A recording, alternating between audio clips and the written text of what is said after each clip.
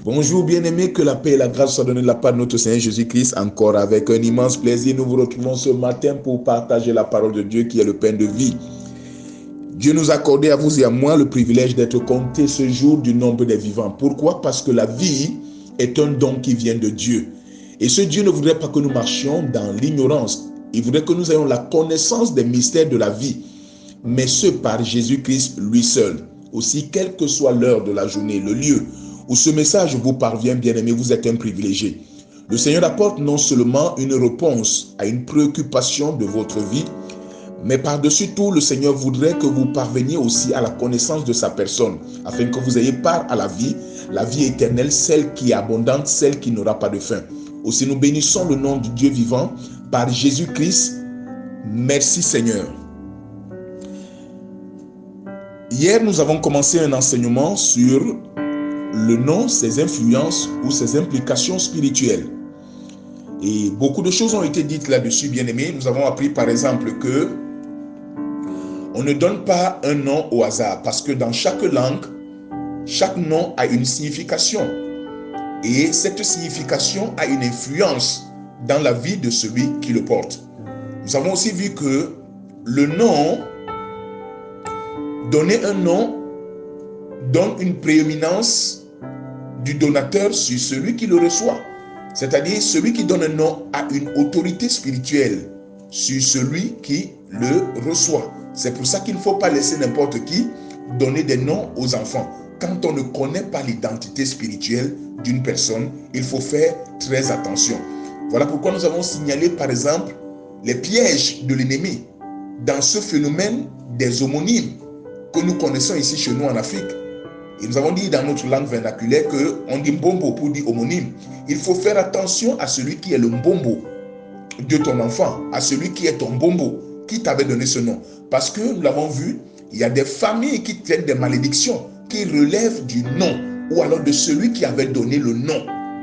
Celui qui a donné le nom de la famille. Il faut savoir quelle était son identité, que signifie ce nom. Que le Seigneur vous bénisse au nom puissant de Jésus-Christ de Nazareth. D'ailleurs, aujourd'hui, nous allons continuer toujours parce que nous comprendrons également que, en plus de la signification, le nom est aussi un statut sur le plan spirituel. Et pour s'en convaincre, ouvrons nos Bibles dans le livre de Philippiens, au chapitre 2, à partir du verset 8 à 11. Nous pouvons lire. Il s'est humilié lui-même, se rendant obéissant jusqu'à la mort, même jusqu'à la mort de la croix. C'est pourquoi aussi, Dieu l'a souverainement élevé et lui a donné le nom qui est au-dessus de tout nom, afin qu'au nom de Jésus, tout genou fléchisse dans les cieux, sur la terre et sous la terre, et que toute langue confesse que Jésus-Christ est Seigneur, à la gloire de Dieu le Père. Nous voyons ici que c'est le Père qui a donné le nom à Jésus. Ce qui traduit, nous l'avons dit, l'autorité du Père sur le Fils, la prééminence du Père sur le Fils. Mais nous comprenons également que le nom de Jésus lui-même a une signification, parce que chaque nom a une signification. Jésus en hébreu, Yeshua, signifie Dieu sauveur ou le Dieu qui sauve. Parce que nous l'avons déjà dit ici dans une étude, le nom Christ n'est pas son prénom en fait. Christ ici traduit sa nature divine. Christ ici traduit l'onction, parce que Christ découle de l'hébreu Mashiach. Mashiach qui donne donc en grec Christo, qui a donné en français Christ. Ça traduit ici l'onction qu'il a reçue, le mandat qu'il a reçu pour nous sauver. Ce n'est donc pas son prénom. Donc ici nous voyons, Dieu dit, il lui a donné un nom au-dessus de tout nom. Le nom au-dessus de tout nom. Cela traduit que Jésus est au-dessus de tout. C'est le statut. Le nom ici est un statut. Il lui a donné un nom au-dessus de tout nom, afin que, à la mention du nom de Jésus, tout genou fléchisse. Donc, sur le plan spirituel, la parole de Dieu nous fait savoir ici que, à la mention du nom de Jésus, lorsqu'on mentionne le nom de Jésus, quelque chose se produit. Il y a un effet dans le spirituel et même dans le naturel, parce que Jésus est maître de la vie. Jésus est maître de la vie invisible et visible. Donc il y a quelque chose qui se produit dès lors qu'on mentionne le nom de Jésus. Il dit tout genou fléchit. dans les cieux, sur la terre et sous la terre. Donc, vous voyez que chaque fois qu'on peut mentionner le nom de quelqu'un, parce que le nom de Jésus ici signifie Dieu sauveur. Quelle est la signification de ton nom? Parce que la mention, chaque fois qu'on prononce ton nom, en fonction de sa signification, cela produit un effet dans ta vie. Si et seulement si tu n'es pas encore en Christ, et si ce nom est négatif. Il faut faire très attention. Parce que nous l'avons dit hier, si quelqu'un soumet sa vie à l'obéissance à la parole de Dieu, même si on t'appelle d'un nom, sur le plan spirituel, tu reçois de Jésus un nom. Parce que Jésus change le nom. Jésus est Dieu. Il avait changé le nom de Jacob, usurpateur, en Israël, celui qui marche avec l'Éternel, le vainqueur de l'Éternel. Jésus a changé le nom de Pierre. Le Seigneur change les noms. Donc, lorsque le nom a une mauvaise signification ou un mauvais impact spirituel dans la vie d'un individu, sur le plan spirituel, le Dieu qu'il sait, à savoir Jésus-Christ, va changer ce nom-là. Cette personne spirituellement ne sera plus reconnue par ce nom. Aussi que le Seigneur vous bénisse dans le nom souverain de Jésus. Donc nous l'avons vu ici que le nom est un statut. Et d'ailleurs, dans certaines cultures, comme chez nous ici en Afrique, à l'ouest, les gens ont souvent ce qu'ils appellent le ndap. C'est-à-dire dans le ndé par exemple. C'est-à-dire c'est un nom élogieux qu'on donne à un enfant. C'est un nom élogieux qu'on donne à un enfant, ce qui n'est pas mauvais en soi. Mais il faut savoir, la signification de ce nom par contre peut être un problème. Parce que lorsqu'on appelle par exemple quelqu'un reine-mère ou la femme du roi, c'est un nom qu'on lui donne. Il faut faire attention dans la mesure où tu es donc la femme de quel roi? Nous savons par exemple ici chez nous en Afrique, nous l'avons dit hier, les gens qui portent des noms qui signifient le père des jumeaux, ce qui est une bonne chose, ce qui traduit, qui est comme ce qu'on appelle les éloges. Voilà, donc le nom peut signifier quelque chose, le nom peut être un statut. Que Dieu te bénisse au nom puissant de Jésus. Mais nous parlons aussi ce matin de celui qui porte le nom, son influence sur le plan spirituel. Et pour s'en convaincre, ouvrons nos Bibles dans le livre des Actes des Apôtres, chapitre 19. À partir du verset 13, nous pouvons lire. Quelques exorcistes juifs ambulants essayèrent d'invoquer sur ceux qui avaient des esprits malins le nom du Seigneur Jésus en disant: je vous conjure par Jésus que Paul prêche. Ceux qui faisaient cela étaient 7 fils de Sceva, juifs, l'un des principaux sacrificateurs. L'esprit malin leur répondit: je connais Jésus, je sais qui est Paul, mais vous, qui êtes-vous? Bien-aimés, nous voyons ici l'expérience des personnes qui s'essayaient dans l'exorcisme, qui voulaient aussi faire dans la délivrance comme l'apôtre Paul. C'était les enfants d'un sacrificateur, d'un prêtre juif. Comme ils ont vu Paul chasser les démons, ils ont aussi commencé à faire comme Paul, en proclamant le nom de Jésus pour chasser cet esprit impur. Mais nous voyons ici l'esprit impur qui leur répond: nous connaissons Jésus et nous savons qui est Paul. Et si on avait juste mentionné le nom de Jésus, comme l'avons vu tout à l'heure, et on a mentionné le nom de Paul, et l'esprit mauvais dit: nous connaissons, nous savons qui est Paul. Nous savons qui est Paul. En d'autres termes, spirituellement, Paul a été identifié par son nom. Et c'est pourquoi? Parce que Paul était sous influence du Dieu vivant. Paul marchait avec l'esprit du Dieu vivant. Donc, ici, il y a donc des gens qui donnent aussi des noms.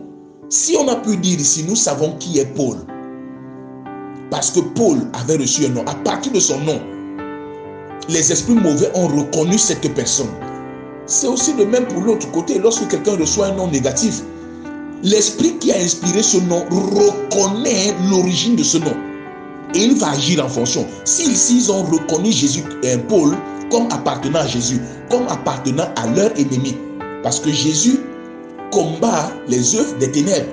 Jésus s'est manifesté pour détruire les œuvres des ténèbres. Donc, dans les ténèbres, Jésus est considéré comme leur ennemi. Et ceux qui appartiennent à Jésus sont leurs ennemis. Donc, ils reconnaissent leurs ennemis. Et c'est de même aussi, lorsque quelqu'un porte un nom qu'ils ont inspiré, ils reconnaissent aussi que cette personne leur appartient. C'est très important. Qui a donné le nom? Qui est à l'origine de votre nom de famille? Il y a des familles qui portent des malédictions. Il y a des personnes qui portent des malédictions simplement à cause du nom. Elles agissent en fonction du nom qu'elles ont reçu. Ce nom a une influence prépondérante dans leur vie. Bien-aimés, faisons très attention. Parce qu'il faut se mettre aussi à l'abri d'un certain phénomène de mode. Aujourd'hui, les Africains, on donne des noms venant de on ne sait où. Et pour la petite anecdote, si vous permettez, bien aimé, je me rappelle, un jour je me retrouve au hall d'une entreprise. Et il y a une dame qui venait des congés de maternité, elle était là avec son bébé, elle a fait un tour certainement dans les locaux de leur entreprise. Et l'une de ses collègues la salue et elle apprécie l'enfant et elle lui demande quel est son nom. Et celle-ci donne un nom, je ne voulais vraiment pas le prononcer ici, elle dit c'est l'épouse du dieu indien Shiva. Vous entendez ça? En d'autres termes, elle lui dit c'est une déesse, l'épouse du dieu tel. Donc, tellement on a regardé les films de Bollywood, tellement on a pris plaisir à voir des mèches indiennes qu'on est devenu indienne auprès de ramasser le nom d'une déesse de cette contrée pour le donner à l'enfant. Bien aimé, c'est une imprécation. C'est-à-dire, on a mis cet enfant sous la domination de cet esprit. Et ne l'oublions pas, le monde spirituel est assez dense. Ce ne sont pas les mêmes limites, ce ne sont pas les mêmes barrières sur le plan physique. C'est très important. C'est-à-dire que les distances ne sont pas les mêmes. Et ici, nous sommes dans le domaine du subtil, nous sommes dans le domaine de l'immatériel, nous sommes dans le domaine de l'esprit. Ce qui est impossible à la chair, à la matière, est possible à l'esprit. Donc le simple fait qu'on donne un nom comme celui-là à un enfant, cet enfant est dédicacé ou dédié à cette divinité. Et vous savez combien dans cette partie du monde, tout est Dieu. Les souris sont Dieu. Les singes sont Dieu. Tout animal est Dieu. Le cafard est Dieu. Donc, tu donnes un pareil nom à un enfant, demain tu t'étonnes comment l'enfant vole comme une souris. Tu t'étonnes de comment l'enfant est têtu, tu ne comprends pas. L'enfant est rusé plus qu'un serpent. Parce qu'en Inde, c'est le pays où tout est Dieu. Et voilà ce que les gens font par phénomène de mode. Parce qu'on veut paraître, parce qu'on veut faire comme les autres. Bien-aimé, l'ignorance est pire que la mort. L'ignorance est pire que la mort. Faisons attention. Faisons attention au nom qu'on donne aux enfants. Faisons attention à qui donne le nom. Il faut connaître l'identité spirituelle. Jadis, bien-aimé, nos parents, on disait souvent le nom de baptême. C'est-à-dire, quand quelqu'un naissait, on faisait quand même l'effort de l'amener chez le pasteur. Et le pasteur donnait un nom, on prenait un nom. Voilà pourquoi certaines personnes portent des noms des apôtres du Christ. Des noms qui se retrouvent dans la Bible. Mais aujourd'hui, ces noms sont désuets, ils sont passéistes.